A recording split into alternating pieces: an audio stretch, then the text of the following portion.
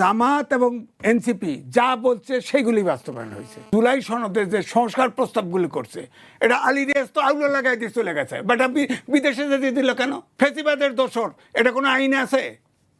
ফেসিবাদের দোসর, সুতরাং তাকে এমপিস করব। সংসদ সদস্য হয়েছে প্রায় 70%। এদের তো সব দিকে ট্রেনিং দেওয়া উচিত। রাষ্ট্রপতির বিরুদ্ধে মামলা করা যায় না থাকতে, রাষ্ট্রপতিকে গ্রেপ্তার করা যায় না, প্রশ্নই আসে না। তাকে অভিশংসন করা যায়, এটা ঠিক আছে।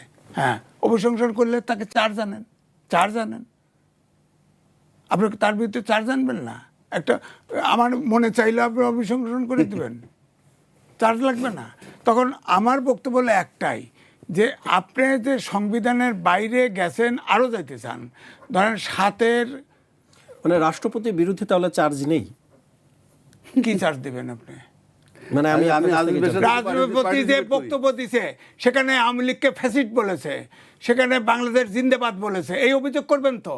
ওটা রাষ্ট্রপতির বক্তব্য নয়, ওটা ক্যাবিনেটে অ্যাপ্রুভ, প্রধানমন্ত্রীর অর্থাৎ সরকার যেভাবে চাইছে, এটা সরকার, উনি পাঠক। তার মানে রাষ্ট্রপতি একটা কাঠের পুতুল।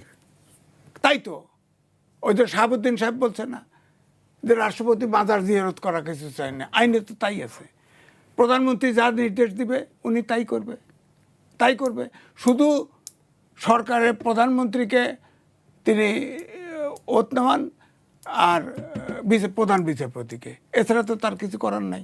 তাও আবার কিন্তু ইনডাইরেক্ট নির্দেশ পরামর্শ থাকে, ওনার তো কিছু করার না। ওই বড় ধরনের জেলখানায় আগের আওয়ামী লীগের এমপি অ্যাডভোকেট ছিলেন না, উনি বারবার বলছেন আমি বড় জেলখানায় আছি, বড় জেলখানায়, পশ জেলখানায় আছে, ওনার তো কিছু বলার নাই। হ্যাঁ, উনি যে বক্তব্যটা দিয়েছে সংসদে, জনগণের ধারণা যে সে তার কথা বলছে। আমাদের দেশের জনগণ সব তো এত সচেতন না।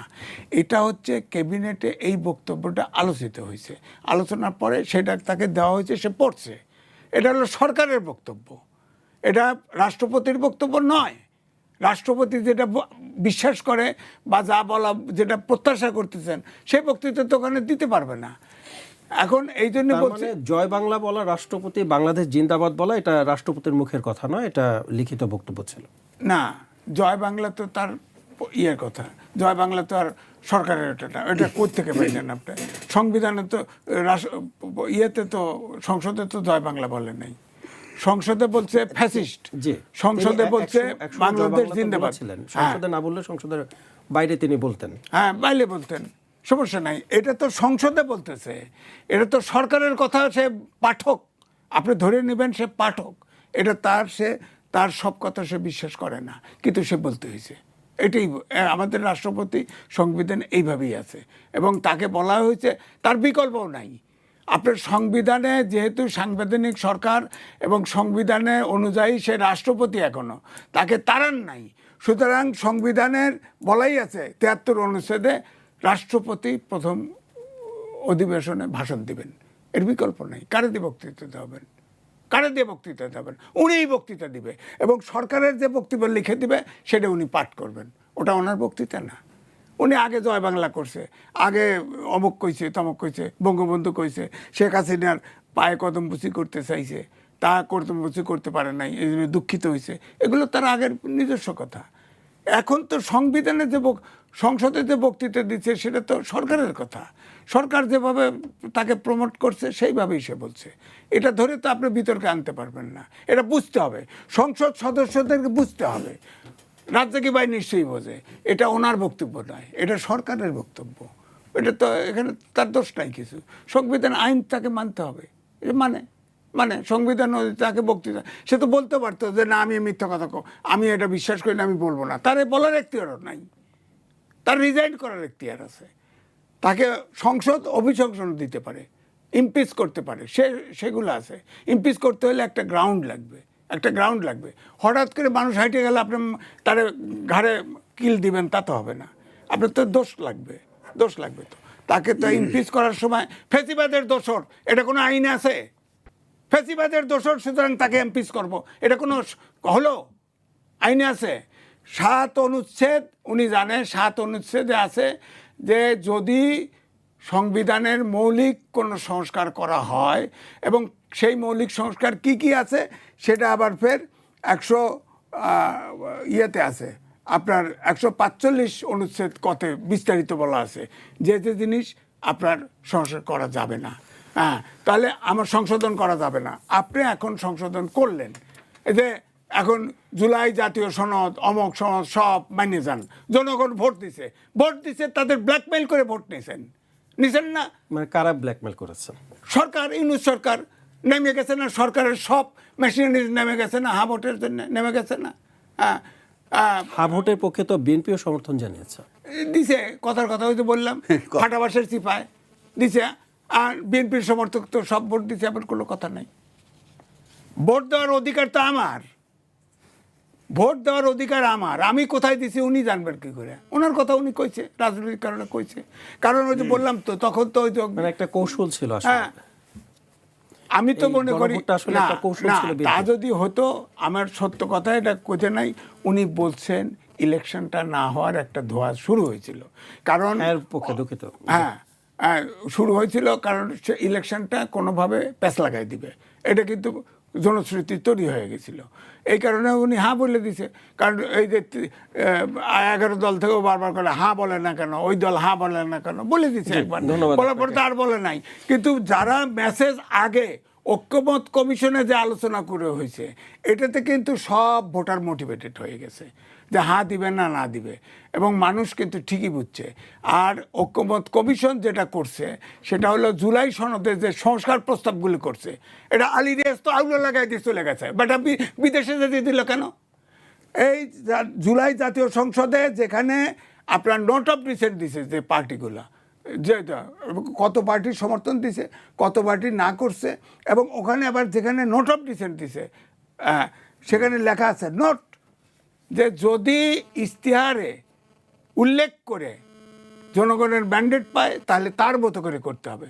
তার মানে তো সরকারের দল 2/3 মেজরিটির ব্যাপারে ছাড়া হয় নাই, এটা তো জুলাই সনদই বলে দিছে, নোট অফ ডিসেন্ট দিছে, তার 2/3 মেজরিটি পাইছে, তার এটা বাস্তবায়ন করার বাধ্যবাধকতা নাই, জুলাই সনদে তো আছে, আমার কাছে বই আছে তো, আমি আপনাদের কাছে দেখি। সুতরাং আমার কথা হচ্ছে, তারপরেও আমি বলবো অভ্যুত্থানের শক্তি এরা নির্বাচন আছে, মাঠে দৌড়াবেন, সংসদে দৌড়াবেন তা নয়, আপনি যেভাবে হোক আলোচনা করে একমত হয়ে আপনি কিছু কিছু জায়গা মৌলিক সংস্কার দেন। আমি বললাম তো আজিজ, আমি আপনার কাছে আরেকটি প্রশ্ন রাখতে চাই, সেটা হচ্ছে নেপালের কথা আপনি কিছুক্ষণ আগে যেটা বলেছেন, আমরা নেপালে দেখেছি যে অভ্যুত্থানের পক্ষে যারা ছিলেন তারা কিন্তু জয়ী হয়েছেন, বাংলাদেশে তাহলে কেন হলো না?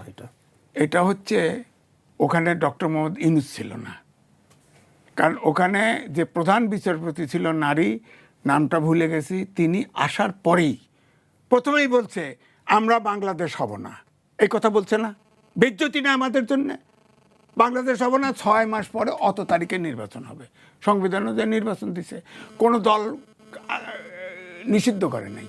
এবং যে প্রধানমন্ত্রী ছিল তার ওই যে বালেন্দ্র, সে কাঠমান্ডুর মেয়র ছিল, 35 বছর বয়স, সে তার সিটে ইলেকশন করছে, সে হেরে গেছে, তাকে ভোট দেয় নাই।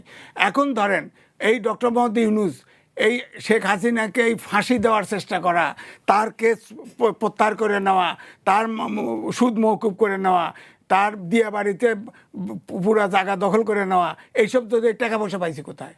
এগুলো যদি ফরেন সব বিদেশি নাগরিক আইনে এনে ঐক্যমত কমিশনে বসায় দেওয়া, সংবিধান, এগুলি করছে তো সব ফরেন এজেন্ডার অংশ।